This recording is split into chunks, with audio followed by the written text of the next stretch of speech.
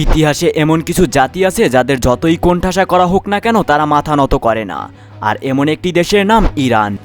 তাছাড়া আজকের পৃথিবীর সবচেয়ে আলোচিত যুদ্ধের ময়দানে সবাই এক বাক্যে স্বীকার করছে ইরানকে হারানো অসম্ভব। কিন্তু কেন ইরানকে হারানো এত কঠিন? আজ আমরা জানব সেই উত্তর, ইতিহাস, ভূগোল, আদর্শ আর বিশ্বাসের গভীর থেকে। তাই ভিডিওটি শেষ পর্যন্ত দেখুন।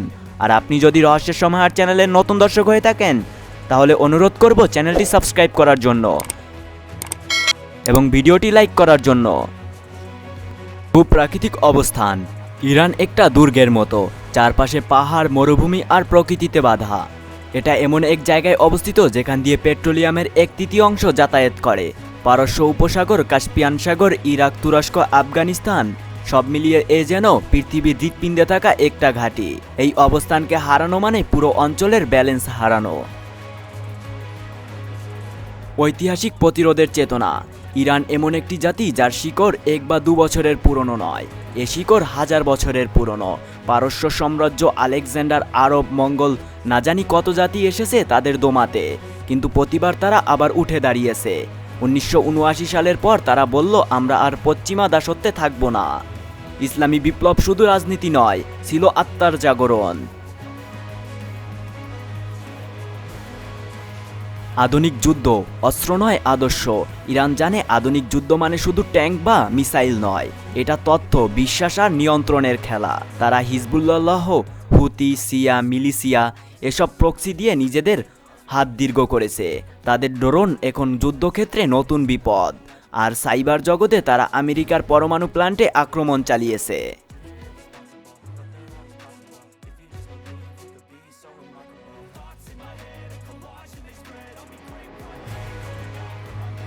জনগণের মনসত্ব: তাদের মানুষ এটি বিশ্বাস করে যে শহীদ হওয়া মানে পরাজয় নয়, চূড়ান্ত বিজয়। আর এই বিশ্বাস কেউ কিনে দিতে পারে না। তাদের কাছে যুদ্ধ মানে শুধু যুদ্ধ নয়, আত্মমর্যাদার লড়াই।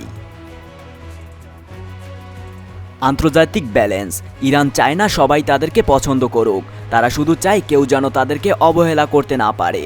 আর বর্তমানে আমেরিকা ও ইসরায়েল তাদের বিরুদ্ধে থাকলেও রাশিয়া, চীন, এমনকি কিছু আরব দেশ তাদের পাশে এসে দাঁড়িয়েছে। এটি কোনো কাকতালীয় ঘটনা নয়, এটা এক কূটনৈতিক দাবা খেলা। আর এই সব কারণে ইরানকে হারানো কঠিন, কারণ তারা শুধু অস্ত্রে নয়, আদর্শে লড়ে। তাদের প্রতিরক্ষার প্রাচীর লোহার নয়, বিশ্বাসের। আর যতদিন সেই বিশ্বাস অটুট থাকবে ততদিন ইরান এক অজেয় শক্তির নাম হয়েই থাকবে।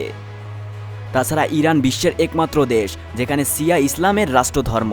বিশ্বজুড়ে শিয়া মুসলিমদের অনেকেই ইরানকে তাদের আধ্যাত্মিক ও রাজনৈতিক কেন্দ্র হিসাবে দেখে। তাছাড়া অনেকেই জানে না, গত 2 শতকে ইরান কোনো দেশকে প্রথমে আক্রমণ করেনি, তারা সবসময় প্রতিরোধ করেছে, কিন্তু আগ্রহ দেখায়নি। এটা তাদের জাতীয় পরিচয়। তাছাড়া বহু আন্তর্জাতিক নিষেধাজ্ঞার পরেও ইরান টিকে আছে। তাছাড়া গত 40 বছরেরও বেশি সময় ধরে যুক্তরাষ্ট্র, ইউরোপ, জাতিসংঘ সহ বহু দেশ ইরানের উপর নিষেধাজ্ঞা দিয়েছে। তবুও তারা নিজেদের ড্রোন, মিসাইল, উপগ্রহ, এমনকি গাড়ি ও ট্যাঙ্ক পর্যন্ত তৈরি করেছে। আর এটাই ছিল ইরানের এক অনন্য প্রতিরোধ কাহিনী। আর এমনই আরও ভিডিও পেতে রহস্যের সমাহার চ্যানেলটি সাবস্ক্রাইব করুন এবং ভিডিওটি কেমন হয়েছে তা কমেন্টে জানান। এবং মনে রাখুন, পৃথিবীর সবচেয়ে বড় শক্তি সবসময় চোখে দেখা যায় না।